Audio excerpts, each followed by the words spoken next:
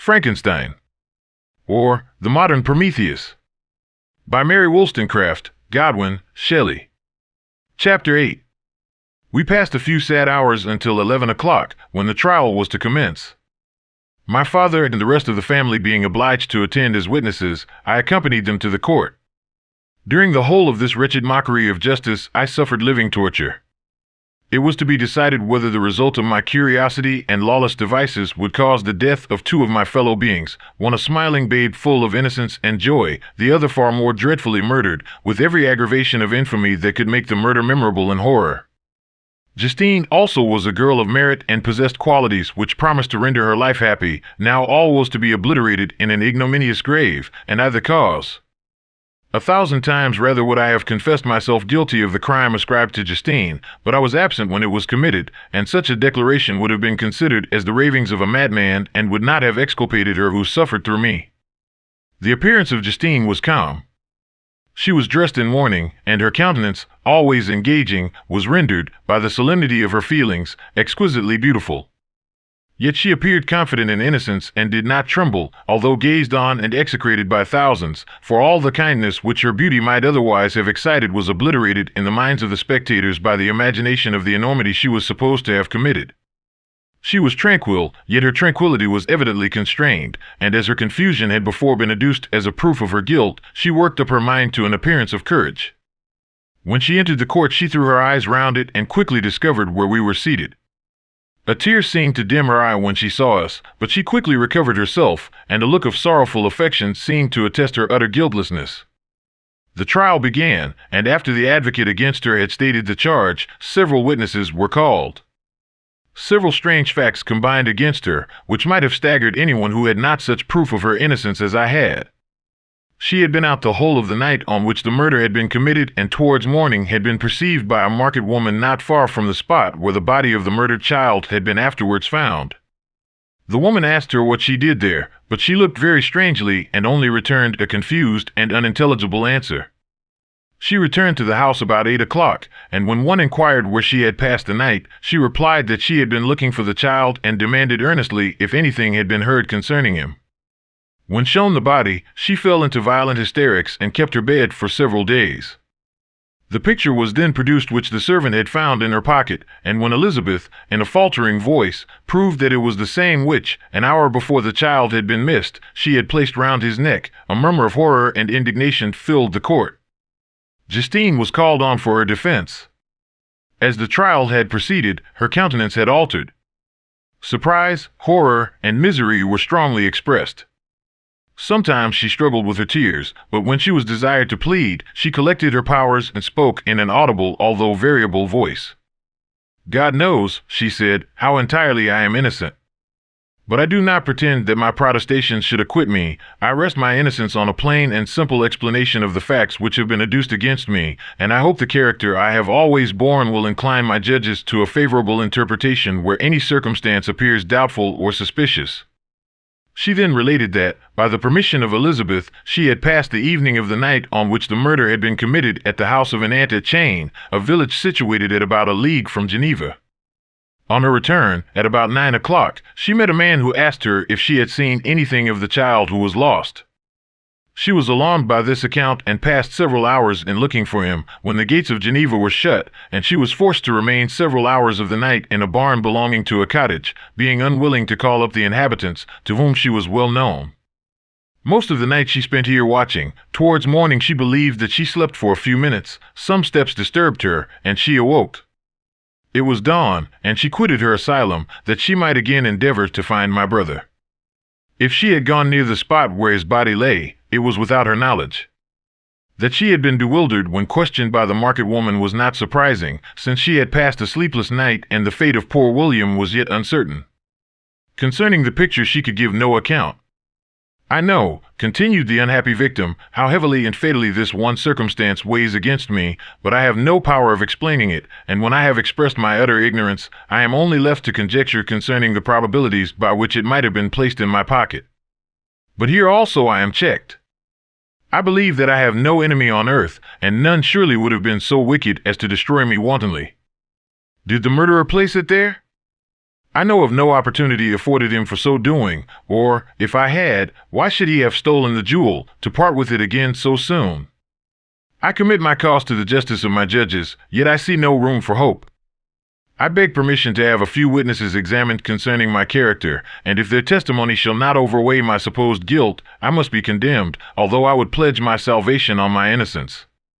Several witnesses were called who had known her for many years, and they spoke well of her, but fear and hatred of the crime of which they supposed her guilty rendered them timorous and unwilling to come forward.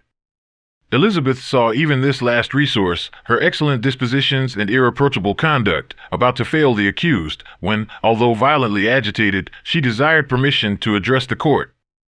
"I am," said she, "the cousin of the unhappy child who was murdered, or rather his sister, for I was educated by and have lived with his parents ever since and even long before his birth. It may therefore be judged indecent in me to come forward on this occasion, but when I see a fellow creature about to perish through the cowardice of her pretended friends, I wish to be allowed to speak, that I may say what I know of her character. I am well acquainted with the accused. I have lived in the same house with her, at one time for 5 and at another for nearly 2 years. During all that period she appeared to me the most amiable and benevolent of human creatures. She nursed Madame Frankenstein, my aunt, in her last illness, with the greatest affection and care, and afterwards attended her own mother during a tedious illness, in a manner that excited the admiration of all who knew her, after which she again lived in my uncle's house, where she was beloved by all the family. She was warmly attached to the child who is now dead, and acted towards him like a most affectionate mother. For my own part, I do not hesitate to say that, notwithstanding all the evidence produced against her, I believe and rely on her perfect innocence. She had no temptation for such an action. As to the bauble on which the chief proof rests, if she had earnestly desired it, I should have willingly given it to her, so much do I esteem and value her." A murmur of approbation followed Elizabeth's simple and powerful appeal, but it was excited by her generous interference, and not in favor of poor Justine, on whom the public indignation was turned with renewed violence, charging her with the blackest ingratitude. She herself wept as Elizabeth spoke, but she did not answer. My own agitation and anguish was extreme during the whole trial. I believed in her innocence, I knew it. Could the demon who had, I did not for a minute doubt, murdered my brother also in his hellish sport have betrayed the innocent to death and ignominy? I could not sustain the horror of my situation, and when I perceived that the popular voice and the countenances of the judges had already condemned my unhappy victim, I rushed out of the court in agony. The tortures of the accused did not equal mine. She was sustained by innocence, but the fangs of remorse tore my bosom and would not forego their hold. I passed a night of unmingled wretchedness. In the morning I went to the court. My lips and throat were parched. I dared not ask the fatal question, but I was known, and the officer guessed the cause of my visit. The ballots had been thrown, they were all black, and Justine was condemned. I cannot pretend to describe what I then felt. I had before experienced sensations of horror, and I have endeavored to bestow upon them adequate expressions, but words cannot convey an idea of the heart-sickening despair that I then endured. The person to whom I addressed myself added that Justine had already confessed her guilt. That evidence, he observed, was hardly required in so glaring a case, but I am glad of it, and, indeed, none of our judges like to condemn a criminal upon circumstantial evidence, be it ever so decisive. This was strange and unexpected intelligence. What could it mean? Had my eyes deceived me? And was I really as mad as the whole world would believe me to be if I disclosed the object of my suspicions? I hastened to return home, and Elizabeth eagerly demanded the result. "My cousin," replied I, "it is decided as you may have expected. All judges had rather that 10 innocent should suffer than that 1 guilty should escape. But she has confessed." This was a dire blow to poor Elizabeth, who had relied with firmness upon Justine's innocence. "Alas," said she, "how shall I ever again believe in human goodness? Justine, whom I loved and esteemed as my sister, how could she put on those smiles of innocence only to betray?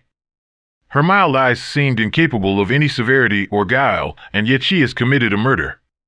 Soon after we heard that the poor victim had expressed a desire to see my cousin. My father wished her not to go, but said that he left it to her own judgment and feelings to decide. "Yes," said Elizabeth, "I will go, although she is guilty, and you, Victor, shall accompany me. I cannot go alone." The idea of this visit was torture to me, yet I could not refuse. We entered the gloomy prison chamber and beheld Justine sitting on some straw at the farther end. Her hands were manacled, and her head rested on her knees. She rose on seeing us enter, and when we were left alone with her, she threw herself at the feet of Elizabeth, weeping bitterly. My cousin wept also. "Oh, Justine," said she, "why did you rob me of my last consolation? I relied on your innocence, and although I was then very wretched, I was not so miserable as I am now. And do you also believe that I am so very, very wicked? Do you also join with my enemies to crush me, to condemn me as a murderer?" Her voice was suffocated with sobs. "Rise, my poor girl," said Elizabeth. "Why do you kneel, if you are innocent? I am not one of your enemies. I believed you guiltless, notwithstanding every evidence, until I heard that you had yourself declared your guilt. That report, you say, is false, and be assured, dear Justine, that nothing can shake my confidence in you for a moment but your own confession. I did confess, but I confessed a lie. I confessed that I might obtain absolution, but now that falsehood lies heavier at my heart than all my other sins. The God of heaven forgive me. Ever since I was condemned, my confessor has besieged me. He threatened and menaced, until I almost began to think that I was the monster that he said I was. He threatened excommunication and hellfire in my last moments if I continued obdurate. Dear lady, I had none to support me. All looked on me as a wretch doomed to ignominy and perdition. What could I do? In an evil hour I subscribed to a lie, and now only am I truly miserable." She paused, weeping, and then continued, "I thought with horror, my sweet lady, that you should believe your Justine, whom your blessed aunt had so highly honored, and whom you loved, was a creature capable of a crime which none but the devil himself could have perpetrated. Dear William! Dearest blessed child! I soon shall see you again in heaven, where we shall all be happy, and that consoles me, going as I am to suffer ignominy and death. Oh, Justine! Forgive me for having for one moment distrusted you. Why did you confess? But do not mourn, dear girl. Do not fear. I will proclaim, I will prove your innocence. I will melt the stony hearts of your enemies by my tears and prayers. You shall not die. You, my playfellow, my companion, my sister, perish on the scaffold. No. No. I never could survive so horrible a misfortune." Justine shook her head mournfully. "I do not fear to die," she said. "That pang is past. God raises my weakness and gives me courage to endure the worst. I leave a sad and bitter world, and if you remember me and think of me as of one unjustly condemned, I am resigned to the fate awaiting me. Learn from me, dear lady, to submit in patience to the will of heaven." During this conversation I had retired to a corner of the prison room, where I could conceal the horrid anguish that possessed me. Despair! Who dared talk of that? The poor victim, who on the morrow was to pass the awful boundary between life and death, felt not, as I did, such deep and bitter agony. I gnashed my teeth and ground them together, uttering a groan that came from my inmost soul. Justine started. When she saw who it was, she approached me and said, "Dear sir, you are very kind to visit me. You, I hope, do not believe that I am guilty?" I could not answer. "No, Justine," said Elizabeth, "he is more convinced of your innocence than I was, for even when he heard that you had confessed, he did not credit it. I truly thank him. In these last moments I feel the sincerest gratitude towards those who think of me with kindness. How sweet is the affection of others to such a wretch as I am! It removes more than half my misfortune, and I feel as if I could die in peace now that my innocence is acknowledged by you, dear lady, and your cousin." Thus the poor sufferer tried to comfort others and herself. She indeed gained the resignation she desired. But I, the true murderer, felt the never-dying worm alive in my bosom, which allowed of no hope or consolation. Elizabeth also wept and was unhappy, but hers also was the misery of innocence, which, like a cloud that passes over the fair moon, for a while hides but cannot tarnish its brightness. Anguish and despair had penetrated into the core of my heart. I bore a hell within me which nothing could extinguish. We stayed several hours with Justine, and it was with great difficulty that Elizabeth could tear herself away. "I wish," cried she, "that I were to die with you. I cannot live in this world of misery." Justine assumed an air of cheerfulness, while she with difficulty repressed her bitter tears. She embraced Elizabeth and said in a voice of half-suppressed emotion, "Farewell, sweet lady, dearest Elizabeth, my beloved and only friend. May heaven, in its bounty, bless and preserve you. May this be the last misfortune that you will ever suffer. Live and be happy, and make others so." And on the morrow Justine died. Elizabeth's heart-rending eloquence failed to move the judges from their settled conviction in the criminality of the saintly sufferer. My passionate and indignant appeals were lost upon them. And when I received their cold answers and heard the harsh, unfeeling reasoning of these men, my purposed avowal died away on my lips. Thus I might proclaim myself a madman, but not revoke the sentence passed upon my wretched victim. She perished on the scaffold as a murderess. From the tortures of my own heart, I turned to contemplate the deep and voiceless grief of my Elizabeth. This also was my doing. And my father's woe, and the desolation of that late so smiling home, all was the work of my thrice accursed hands. Ye weep, unhappy ones, but these are not your last tears. Again shall you raise the funeral wail, and the sound of your lamentations shall again and again be heard. Frankenstein, your son, your kinsman, your early, much-loved friend, he who would spend each vital drop of blood for your sakes, who has no thought nor sense of joy except as it is mirrored also in your dear countenances, who would fill the air with blessings and spend his life in serving you, he bids you weep, to shed countless tears, happy beyond his hopes, if thus inexorable fate be satisfied, and if the destruction pause before the peace of the grave have succeeded to your sad torments. Thus spoke my prophetic soul, as, torn by remorse, horror, and despair, I beheld those I loved spend vain sorrow upon the graves of William and Justine, the first hapless victims to my unhallowed arts.